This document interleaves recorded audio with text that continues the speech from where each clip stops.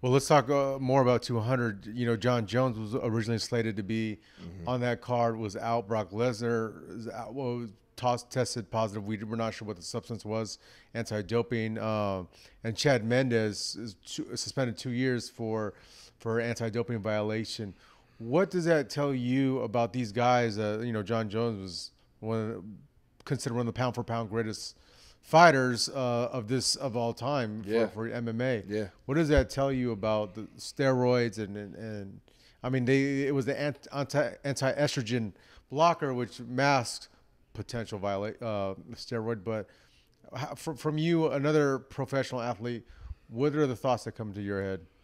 Um, I think that what it comes down to is just these guys wanting to win.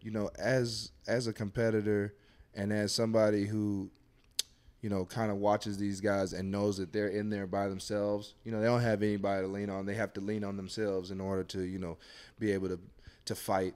And one thing that I noticed is that all the guys that get caught with this stuff are the guys that are put under the most pressure from fans, from outside. So it's like winning is the only option. And people make mistakes. I mean, it's that's just what people do. Yes, you could say that it was dumb that they made these mistakes and got hit with this doping, but you know, my thing and my like response and my message is just, hey man, continue to just bet on yourself. You don't need anything. You're a world class athlete. They can help you. Those things help you a little bit, but they're not able to have the same drive, to be able to have the same mentality that you have to go out every day and do. So you just don't need it. You just don't need it. Hard work always just outbeat those things. And getting caught in it, what ends up happening? You can lose everything. So what's the point? Well, let me ask you: is there a difference between someone taking steroids playing in the NFL or a different sport where these guys are not trying to knock each other out or hurt them per se, but in MMA, these guys are trying to finish each other? Is there a difference in taking steroids from MMA and other sports or NFL? Well, taking a steroid is just mostly for the edge. I mean, you see guys that are like dominant who probably have taken steroids, but it's so small and minuscule. Like, you think about guys with strength, like all of these guys are strong. All these guys are big, but everybody just wants the edge. When it comes to MMA, you're just looking to get that knockout, to be a star. I mean, that's huge. I mean, to be a fighter and to be able to knock another man out probably is the best feeling in the world. I know for me, being able to block somebody and being able to take them to the ground, it just feels like you overpower them, and I get that feeling. But I can't put my team through the same thing like that. I can't put my team through that. I don't want to put my family through that. And I think mostly about me is just all about pride. Just constantly just saying, hey, I got to do this the natural way, and if I get beat, the only thing for me to do is just work harder. And then in MMA, you can kind of, some of the officials say there's a look that they look for of someone that might be on it now that they're cleaning it up. When you play against someone else, can you kind of feel and gauge if they're on something, or is that something in football you would have no idea?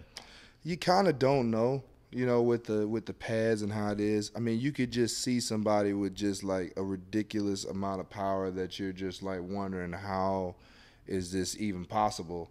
But there's no way to truly tell, because like you see all these, you see even wide receivers have, be great toned.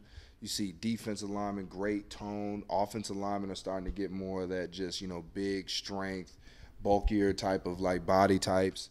And then you look at the linebackers, like everybody is in great shape, So it's like, how can you tell? And you're definitely not thinking about it when you're playing. Like when we're out there on the field, all we're thinking is, all right, what do I need to do to get this guy out the way so I can let my boy run? Now let's talk about someone either on your team or someone you've played with. Who's one guy you think if he didn't play in the NFL, he could possibly be a UFC champion? Ooh, wow, that's a good one. That's a really good one. Um, Freddie Roach said this. He's a boxing trainer of Manny Pacquiao and Miguel Cotto. He said that basketball players actually have better footwork for boxing to as far as fighting, because it's easier to teach them how to throw a punch per se than anything else. But NFL or in football, there's actually a pro, or he played at Michigan State, boxer. He did all right for a while. But who do you think that would be able to do jiu-jitsu and grappling and wrestling and striking and be able to hold their own, no, regardless of the weight? You have to think about just the most like athletic guy. Like, who is the most athletic guy? Because, you know, if you look at wide receivers, they're going to have great feet. So there comes that ability, being able to teach how to punch, how to strike. But then you look at like the trenches, and those are probably the best guys for like, grappling and tackling. You had Herschel Walker actually had some pro fights in strike force. Yeah. Which is crazy. I actually had a conversation with him in St. Louis. That was awesome, and he's huge. Man's huge. He can strike for real. Like, he has some legit wins. They didn't put him against the cream of the crop, but against other pros, and he won a good amount of fights. But right now, who's would you say in their prime? You're like, okay, I think if he would have trained MMA as opposed to NFL, he could contend. I mean, that really is a tough one, because I'm thinking of all these guys. You look at Von Miller, great speed, great feet, good with his hands. Like, if he was training, he'd probably be fantastic. Plus, he's not a short guy; he's a taller guy, so he's gonna have that reach advantage as well.